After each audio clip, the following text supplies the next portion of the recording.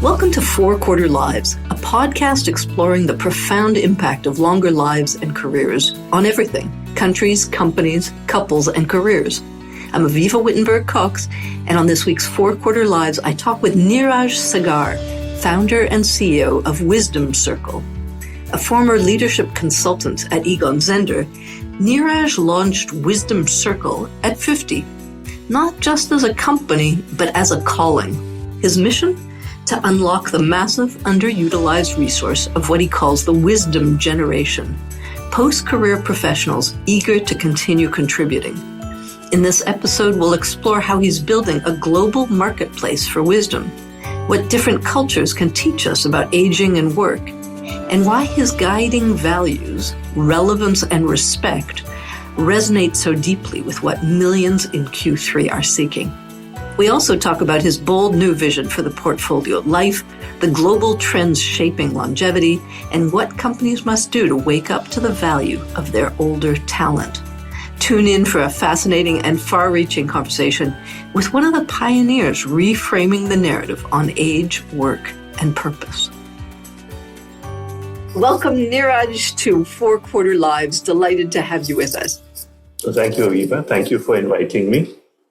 So today I'm looking forward to telling a bit your story and the story of the WisdomCircle company that you've launched.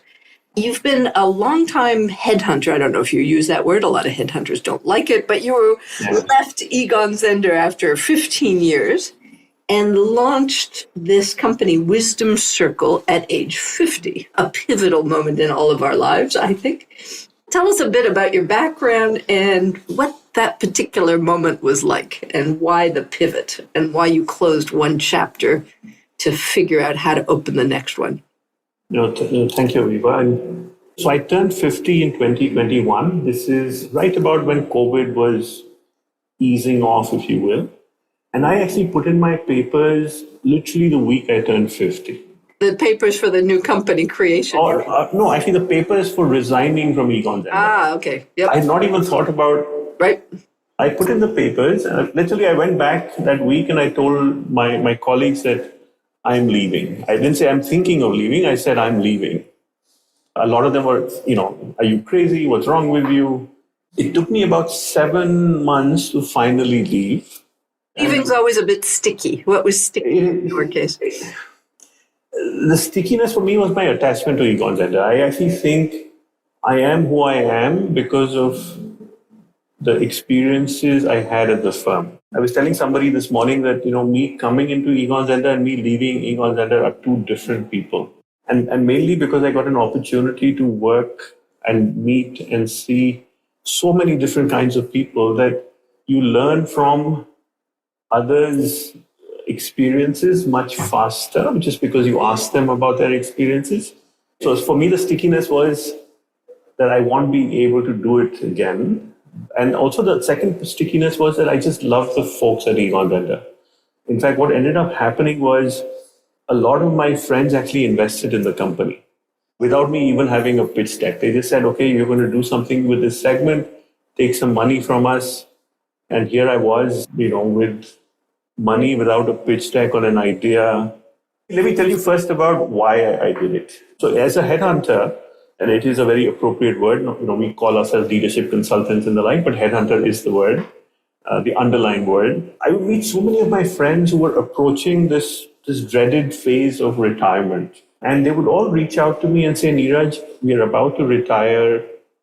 I don't know what to do. And help me think through. Are there board roles I can get on? Is there advisory roles I can do? And I started observing this almost 10 years before I actually took this step. And it always stayed with me. And so I think what happened during COVID was this desire to do something bigger than myself. Not that the Egon Zehnder work was not good, but I just felt that there has to be a bigger purpose for me than what I was doing. And I think those things come together. A classic pivot in one's third year is to want to start giving back a little bit more. Very well said. And also what happened was that during COVID, I read a lot because I had more time. I was at home. I actually started exploring the space of longevity. And by As that, did I. Absolutely. I think there were many of us around the globe who used and we talked about the books, and we talked about, and literally, I think I must have read at least 20 books in a year focused on longevity and aging, and I now have almost 60, where they were covering different aspects of the challenges of aging, the science of aging, and the repercussions of aging, and aging itself as a word. And while I was exploring all that, I said, this is good, but what can I add to this discussion / solutioning that I am good at, or I can get good at? And therefore, this thing that I now need to maybe create a marketplace or do something with this immense wisdom that exists that is not being tapped in a structured way. I mean, all of us tap it, but there was no marketplace for wisdom. There was no, we have expert networks, we have all of this, but no one's thinking about this segment. So anyway, so that's how we started. So basically what you decided that you were going to do, your contribution was going to be to create a marketplace for what you're calling this wisdom generation, which is a wonderful term. Wonderful term. Okay, tell us a little bit about the idea, the setup, and how it's coming along. Okay, so from an idea perspective, I think the philosophical idea. So I'll tell you the why we are doing it, or why I am doing it, and then I'll tell you about the how we are doing it. Right? So because in the how we don't talk about the why as much deliberately, and I'll tell you why in a minute. So sorry, the why, the how, the what. Anyway, so the why. The why is what I learned from all my reading, speaking to many people was, as I said, this gap between the desire of people to continue contributing and the lack of structured opportunities for people to find those opportunities. So one, the lack of opportunities, and the second, even if they were, how do you tap into them? So that was one. I think the bigger thing I figured out is the world is all solving for us to live longer. And now the bigger question I was asking is, what the hell are we going to do if we live longer? Yeah. And so I was approaching this all from what I call now the supply side, the post-career folks, as we call them. Initially, we used to use the word retirement, but then I got a lot of pushback saying in a lot of parts of the world, the R word is not a good word. So we are now internally pivoting to start using the word post-career professionals. Which is also a little bit strange because manifestly they're not post-career and they don't want to be post-career. They want to be next careers. Fair enough. No, I think you're absolutely right. And by the way, this links to how this segment is looked at in different parts of the world. And given that we are building a global company, we are struggling with finding a common word. Absolutely. Of understanding between the various markets. And we'll talk about that later. But again, the first point was, how do we solve for, while people are living longer, what will they do if they live longer? The second is, seeing this in my own family, seeing it is in a lot of my friends and their families, is this issue of cognitive decline. And it happens a lot more when you stop working or using your mind as much as you can use it, but not having the opportunity to use it. And there, in a way, we are trying to solve for reducing the rate of cognitive decline in the world, or rather, and also pushing out the onset of cognitive decline. So again, you can't measure that. The scientists will say they can, but I know we can't. But what we can do is do our bit to, based on the data that we have, to push out or keep engagement high. So that is the second reason. And as we started exploring that, that's when we came up with this word wisdom and wisdom generation. I know you asked me that question. So we actually spoke to a lot of people, Avivah, and honestly, no one in the 55, 60 age bracket wanted us to use the word silver or gray or second innings or something that said that they are in a decline, or they are just being sidelined to now say, okay, do something else. So there was this, so we were looking for... The vocabulary remains very tricky. And, and it matters so much. Yes, it does. Right? And therefore, the narrative, the vocabulary. And again, I'm finding out more and more as I get into this. And 3 years in, we're realizing how important vocabulary is, both from a demand side and the supply side. Demand side being organizations who can leverage people, and supply side being people who want to continue working. So we came up with, we said, look, wisdom is the right word. And we, of course, tried to get wisdom.com, but it was very expensive. There were people sitting on it. So WisdomCircle just sounded right because it was about how people can collectively do something. It's, this council of elders, the knowledge and skills and experience that resides and gets created to wisdom is how we came up with the name. And I'm glad we did, because it just resonates so much now as we talk to people. And I think a lot of them even come to us just because they feel the name is not ageist, if you will. Which is a good place to start. You don't want to start with an ageist name. So you've started strong. A few years in, you've now onboarded almost 100,000 people. That's correct. In what I call Q3 and you call the wisdom generation. I love it. Retirees and career changes. So what are they looking for? What kind of roles are they looking for? And what do they not want? What are they coming to you for, trying to avoid? Let me start with, this is quite consistent in most markets. And I say most, not all, for a reason. And maybe you want to just introduce what markets you're covering. So what are your key markets and then how they differ between them? So our key markets, we started in India because it was just the most effective place to leverage the cost arbitrage to build technology. So we started with India and we just knew the India market better. Is that where you're personally based as well? That is where I'm based. I'm based in Bangalore. Based in Bangalore. So this is home, and so therefore I think it's always nice to be at home when you build. So we started here, but again, our team is actually very global. The immediate, in fact, I think almost 70% of our team are women, and I'll give you why that is, and that's not just by design. It just happened that more women seem to be attracted to this space than I realized. And so, in fact, my leadership team of the 4 people in India, 3 are women. And, my head of product is from Stanford. I have my chief of staff / head of corporate development is an ex-Dartmouth girl who had worked for Goldman Sachs. And my head of international business is from London School of Economics. So, and they're all here in India, in Bangalore. I agree with you. I think the entire segment of longevity is that's the standard data point I always hear. It's about 70% female, 30% male in participants, in courses, in everything around the world. It's amazing, right? And by the way, I have one tidbit of, I won't call it wisdom, but an observation, which maybe this is an appropriate time to talk about it, is I tell people that if you have a daughter, you're extremely lucky and you will age better. Because I have 2 boys. My brother has 2 boys and we have 2 sons. And we have interviewed 1,000, literally thousands of people.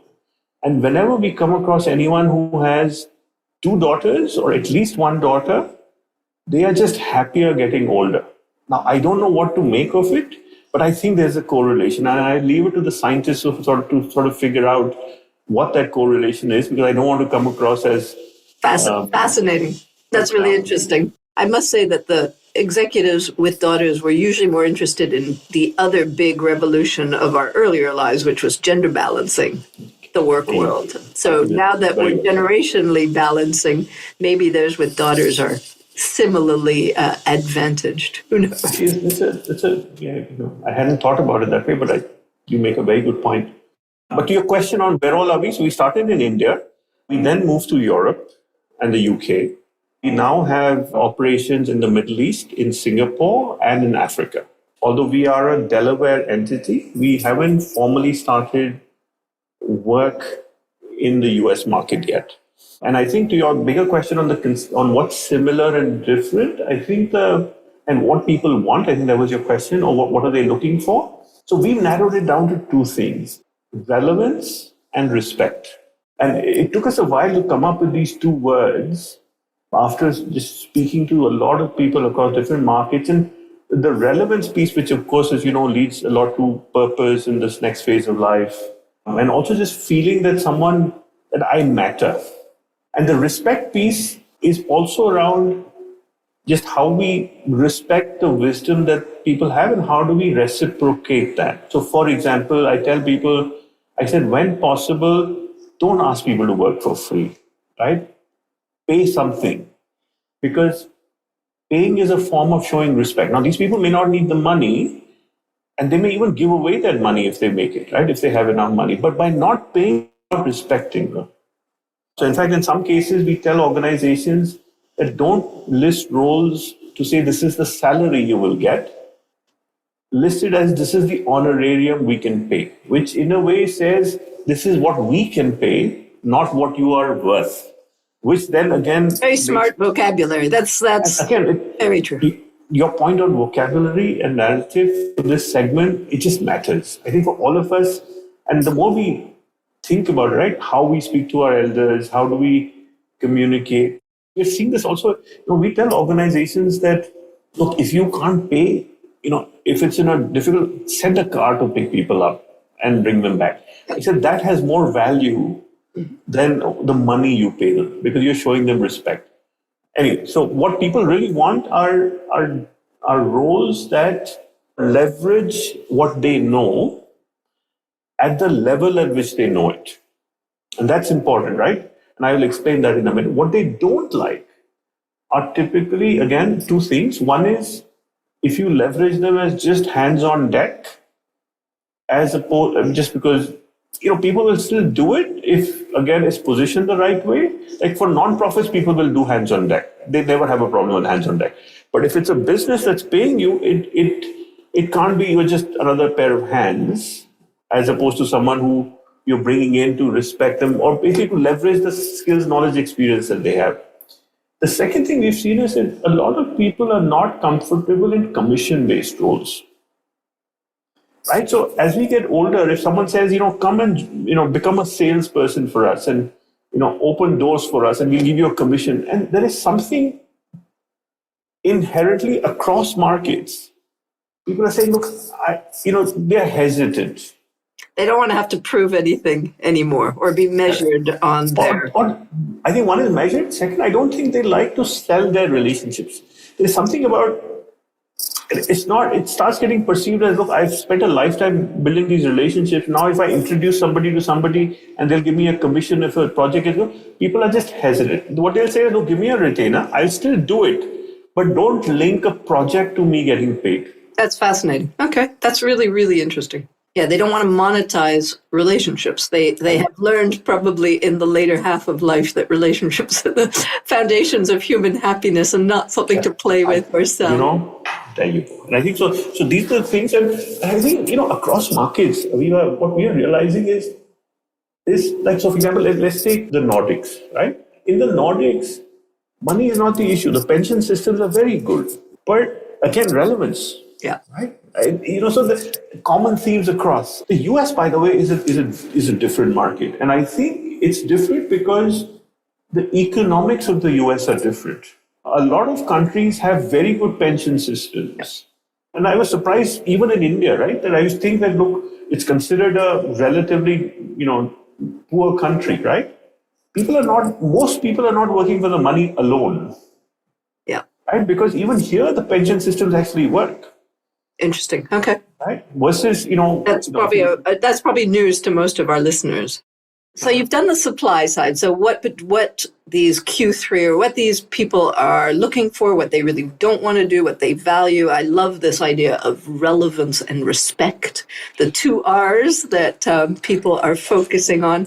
So I'm curious then on the other side of the business, how do companies react when you suggest hiring from this pool? What's the reaction and interest you're getting? And that's interesting. Most people we speak to, so if they themselves are in this Q3 of yours, they love the idea. Right? Because they know... And there's a certain degree of self-interest in this. Yeah, absolutely. And people have said this to us, saying, shit, we haven't thought about it for ourselves. And our positioning is that, look, you got to pay it backward, not forward. I said, you have to do something with this segment before you get into this segment. Right? But anyway, to answer your question, it's interesting. I think initially, we would get a lot of pushback saying, oh, but you're going to take away younger people's jobs. And so that was one pushback we were getting. At least in a country like India where, the median age is 29, but and it's interesting, we call India a young country, but honestly, we have the second largest population of people over the age of 60 in the world, right? 150 million people today are over the age of 60 in India alone. And this number will get to more than 350 million people by the time we hit 2050. So from an absolute number, we are out there, right? I mean, or up there. A young country that's aging fast. That's the Indian paradox. That's the paradox. No, it's a young country that has an absolute aging problem, right? Which is and therefore, from a government perspective, a lot of our energies go into thinking about younger people. Yeah. Although there is a lot happening now, and we are building the ecosystem of longevity and aging in our country, and I'm actually doing my bit of trying to aggregate a bunch of startups. We actually have about 100 startups in India alone that are working in different aspects of longevity that we've sort of brought together to solve problems by helping each other. Anyway, we'll talk about it some other time. But coming back, I think that's sort of the challenge of our country. And again, if you look at almost every market, you asked me the question around organization and what they want. So here's again the paradox, right? When you tell people this is what we are doing, the immediate reaction is, oh, but they're old, right? Will they have the energy? And then when we ask them the question about their parents or their grandparents, they're like, yeah, but our parents and grandparents are not like that. So there is a difference between how the world perceives aging and versus what they perceive aging at a personal level. And when we remind them, they're like, yes, this makes sense. So this is for the younger people. For the people who are in the Q3 part, they get it. I think the challenge that we are seeing is, this comes back to what people want. Most people do not want full-time jobs, okay? What people want are either part-time jobs or shorter duration jobs. Because if you think of this portfolio life, and I've come up with my thesis of this portfolio life and what is the optimal 65-year-old happy person and what does their week look like? And if you have time, we can talk about it. But yeah, please go ahead. Give us the optimal. Actually, why don't I start there? Okay, let me tell you. We'll get back there. Okay, so here's the optimum 7-day week. Yep. Okay, 2 days are days of earning. Yep. In an area that you're good at, and someone is paying you for it, and the money that you make in 2 days is enough to take care of your living expenses, right? So that you don't have to dip into your savings. The third day is a day of teaching. And teaching meaning literally standing up and teaching a class. And this is where, and you talk about it a lot, it's about intergenerational connectivity. Right? And it's not about coaching, mentoring, that can come in the first 2 days. This third day is one of literally getting up and teaching younger people and making sure the osmosis happens. The fourth day is a day of giving. Right? And almost, I'd say 90% of the people we've spoken to have a desire to give, but a lot of time don't know how to, where to, who to, this, all this, and the immediate sort of circle that they're in or the social structure they're in is the only space they know. And again, it varies from country to country. The US and Europe are a lot more evolved in giving. The developing world is not yet evolved in giving, but the desire to give is very high. Yep. So the fourth day is a day of giving. And we tell people, go work for a nonprofit, go volunteer, go work for a social organization. So that's your 4 days. The fifth, sixth, and seventh day are a mix of learning, well-being, and family in no particular order. Yep. And what we have observed is a 65-year-old that has this sort of a portfolio life, we find them telling us that they are happy. And by the way, and there is also this, I have a daughter, right, which is also adds on as an icing on the cake, as you'd say. But so this is your that sounds absolutely, completely consistent with everything I've read and heard. 2 days earning, 1 day teaching, 1 day giving, and 3 days learning, well-being, and family. I think that actually merits a production, like a calendar of the the ideal Q3 week. I think that's what we need to do something about that. We'll talk about that. And I'll give you some deviations as well. The other thing we've observed is the movement between these, right? So you will see people immediately post retirement. In fact, you and I should talk about it, because there is this, at the age of 60, it's maybe not 2 days, but maybe 4 days. Yeah. But what we have now started telling people, because a lot of companies also engage us to talk with people before they retire. Yes. Or even 3 or 4 or 5 years before they formally step away from a full-time career. I think it's ideal if they start talking at 40, but hey, that's the ideal. And I think what we are sort of sprinkling into those conversations is that start your teaching and giving journey sooner. Yes. Because it's going to help you refine purpose as you get older, because then it won't be a switch, correct? But again, a lot of work to be done there. So this is the ideal. And therefore, our structure of what we are doing at WisdomCircle also therefore has these 3 parts. One part is we help organizations leverage this talent pool in a structured way. Second, we want to create 1 million teachers out of retirees or people who have stepped away. The third is formally connecting the social services space to this talent. Again, by the way, all of this happens, but it doesn't happen in a structured way. And I think our layer on top of that is we can help global talent move in this. So I'll give you an example. We were approached by one of the governments in the Middle East, where they are setting up a university, which is apparently going to be the largest university in this part of the region. And they specifically told us that, can you help us find people in this segment who are willing to come here to teach, right? And it suddenly opens up the European, all the other markets for people who want to at this, Q3 explore a new world, but have a desire to give and teach. And so a lot of things can come together. And this is what we are observing around the world of how can we connect markets. So on the connecting markets, give me a little bit. You're very rare in having this really global cross-cultural perspective.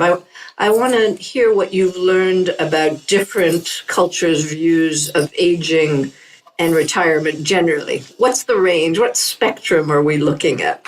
It's a very good question, Avivah. And I've been thinking about it. I think in the heart of it, we're all the same.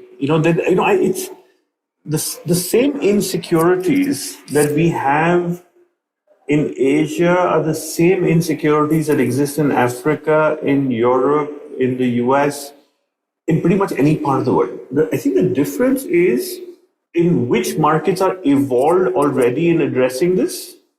So, for example, my view is Europe is actually much more evolved in talking about this problem and doing something about it. Now, there are many examples of small pockets of people doing something about it. If you look in India or in Asia, there's not much happening. Now, again, and here also it differs. If you go to Singapore, there's a lot happening on the blue-collared space, not happening in the white-collared space, right? So if you talk to the Singapore government, and by the way, countries like Singapore are a lot more evolved in thinking about this problem. And again, if you look at Italy in Europe, again, as a country, they're more evolved in thinking about this problem. Versus the other countries are thinking about it, but they have other bigger problems to deal with. Yeah, Italy is now the oldest country in Europe, so it's got a vested interest in this, although it's, got some ways to go still. Correct. But, the other learning we've had, in a way, why we've actually tried to set up this globally, is we've realized that there are wisdom pockets in the world, okay? And the wisdom pockets, there are people, if you go to Chile, or if you go to, the former USSR countries, or you go to Australia, or you go to, every country has something that is core to that country. It can be mining, it could be education, it could be farming, it could be, and as those countries evolve, the folks that are really good at it are still really good at it, but their usability in that country is limited. So what can we do to connect markets to say, look, and the easier of the examples is, if you look at Germany post-war, has created some of the best engineers you can find. Now, in a country like the developing world, whether it's in Indonesia, whether it is India for that matter, or even the Middle East, or Africa for that matter, when you need good engineers, you start thinking about Germany. That market exists. Now, if you look at financial services, right, the UK market is way ahead. People will basically talk about London, they will talk about New York, and they will talk about Hong Kong, right? And now Dubai, right? So people will talk about these markets when they talk about financial services, and Singapore.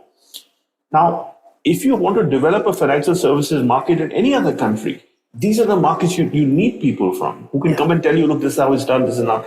And this interconnection of markets is what I think is an added layer of relevance than just in your own market. And by the way, it is also addressing travel, desire to explore as we get older, and all of that. So I think you're global. You're kind of. I love the term wisdom pockets. So I think actually in your vocabulary offering, you might want to think that you're actually mining wisdom pockets and globalizing them. Oh, I love it. Avivah, I need to record this for myself. It'll be public. You're going to get this. But wisdom pockets, I think, is absolutely brilliant. And that sounds exactly what you're doing. So, and you've been mining them in an interesting way. You've done a lot of work collecting what you call wisdom stories of post-retirement or post-first career reinvention. Tell us a little bit about this project and what you personally and professionally are pulling from all this collective wisdom. Thank you for asking this question. And by the way, no one's ever asked me this question as to why we are doing this. And honestly, I think it was, so there's so many people you meet along your own life journey that you get intrigued by, right? You are an example of someone I got intrigued by when I first spoke to you. And I said, look, I can't keep these stories only to myself, right? You have to get these stories out just because. And it's got nothing to do with, it's just, and I'll tell you what also inspired me for these stories. So, like you have Humans of New York. In India, we had something called Humans of Mumbai, Humans of Bombay, actually. So there were these, LinkedIn stories that would come out, which actually were not judgmental, right? They were just a story. And we said, look, what can we do by just putting out non-judgmental stories? So there's a colleague of mine, Shauli, who loves, photographing people, and she and I used to work together at Egon. And so I told Shauli, I said, will you be my visual storyteller? She said, what does that mean? I said, I don't know. I think all I know is go out with your camera and just go talk to people and put out their story. So we started doing, a story every Friday, and we would just put it out on social media. So that's all we did. And what I learned from it was the stories are just amazing, right? These are stories of what I call normal people like us who are just doing what we have to do on this planet, but are trying to do the best that we can. And that's it. So our thing was, let's just put the stories out. And wonderful. So where do we find them? How do we look them up? So you look them up on WisdomCircle.com under our blog section. You have all the stories there. Cool. We'll put that link in the show notes. Okay. Or you go to LinkedIn and follow Wisdom Circle, and you will see the stories as and when they're put up. So that's how the stories came about. And by the way, we did something interesting. So we experimented. So as a startup, we have the liberty to experiment much more than larger organizations do not. So we experimented with something called 58over58.com. So in fact, by the way, that's now, and we did this the year before last. And by the way, we picked 58 as a pun against 30 under 30, 40 under 40.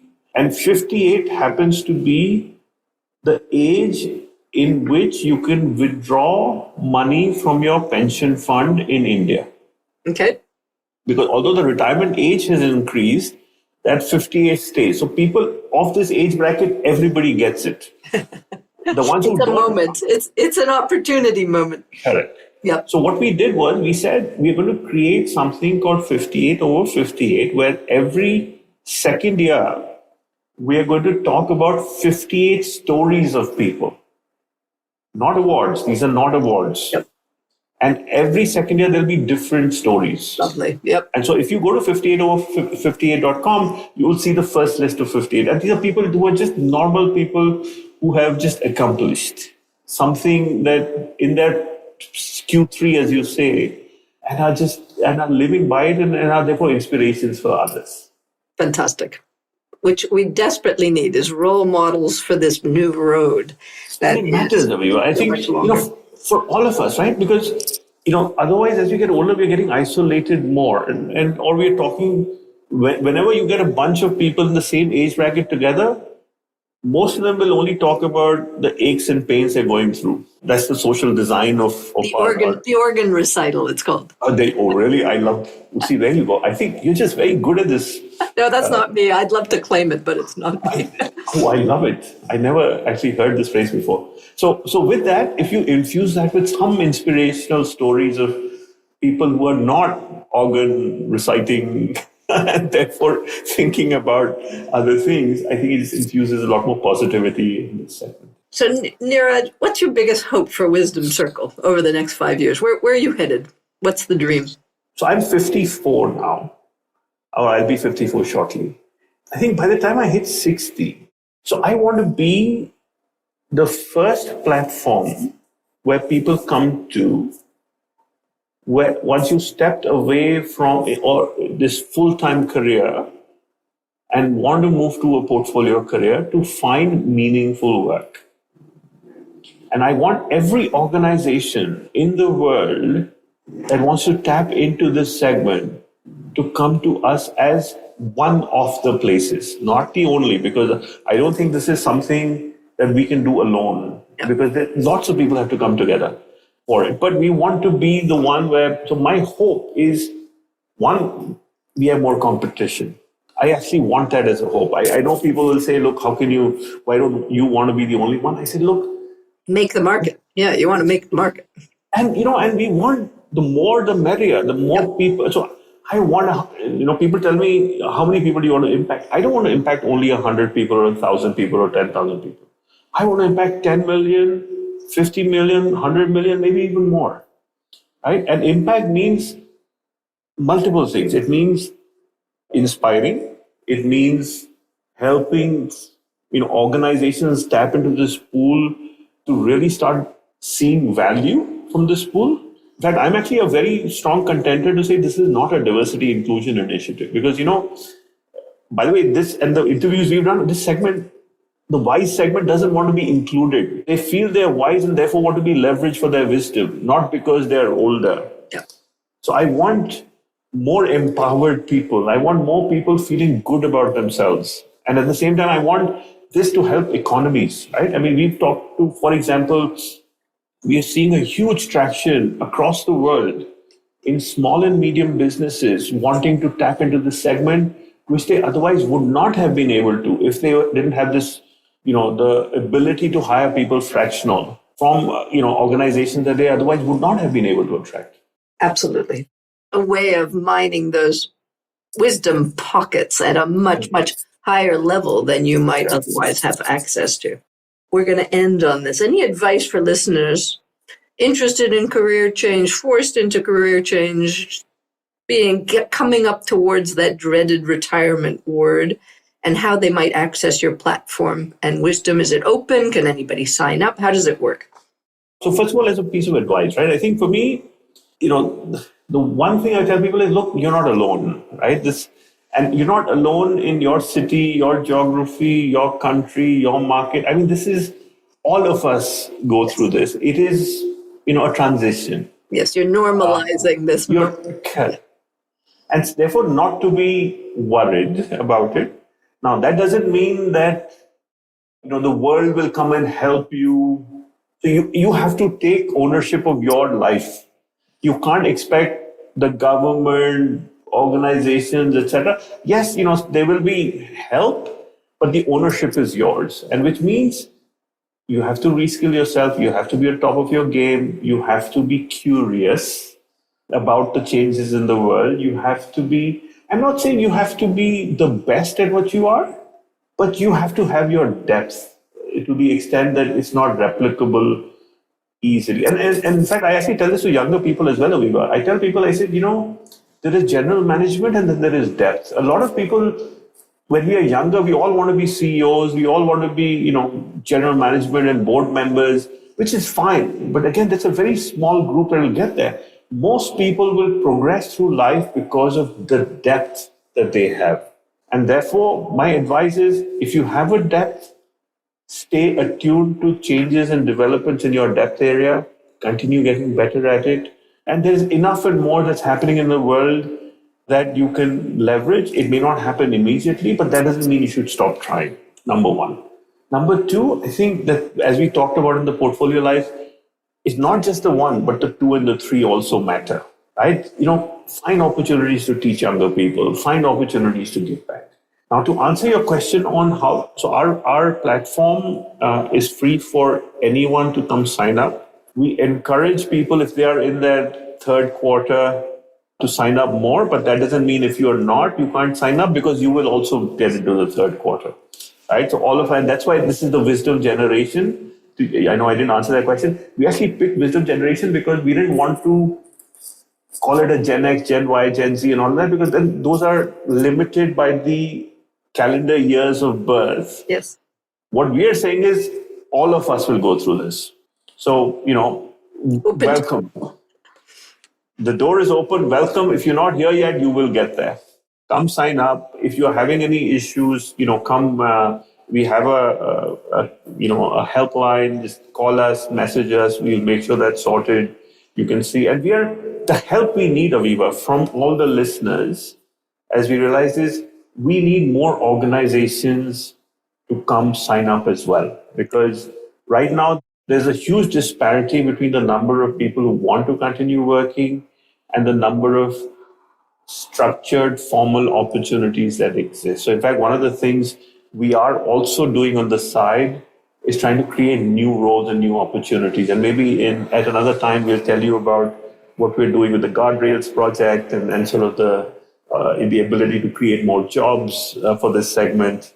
But talk to people about WisdomCircle to leverage us to hire people like yourselves. I think that's what we would like to tell all our listeners. And that's it, because the more jobs they can... Yep. So you're inviting everybody to sign up for the supply side and to communicate to the demand side that this thing exists. See, you're good at this. I think you're... This is my job. This is my job. I love it. You can sign me up for a wisdom pocket. I love it. I love particularly, I'd like to just close this by saying I think it's really wonderful the way you are mining these wisdom pockets to answer what it is and really defining what it is people want at this age and stage, which is really simple. You put it into two words, relevance and respect. I think that sums it up simply and beautifully. Niraj, thanks for everything you're doing and for the wisdom pocket you yourself are. Thank you. Thank you, Avivah. Thank you for your time. And thank you for getting this word out to all your listeners. My pleasure. I'm sure we'll be in touch. For more thinking about the impact of our 4-quarter lives, you can read my column at Forbes and subscribe to my Elderberries newsletter on Substack. Let's design lives that aren't just longer, but better.